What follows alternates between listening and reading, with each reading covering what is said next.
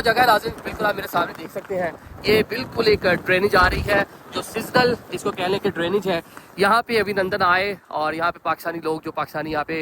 मुकामी जो कम्युनिटी थी उन्होंने पकड़ के खूब दुर्गत बनाई, मारपीट किया उनको, जिसके बाद फोर्सेस के लोग यहाँ पे पहुंचे क्योंकि पाकिस्तान एक प्रोफेशनल आर्मी है। तो फौरी तौर पे जो जनीवा कन्वेंशन और जो बाकी मामला थे उसके मुताबिक जब उसने सरेंडर कर दिया विंग कमांडर अभिनंदन ने, तो उसको वैसे ही कैदी के तौर पे ही ट्रीट किया गया, फिर उसकी मारपीट जो उसको रोक दिया गया। सेकेंडली जहाज बिल्कुल सामने आप देख सकते हैं, ये वो इलाका है जहाँ पर जाकर जो जहाज MiG-21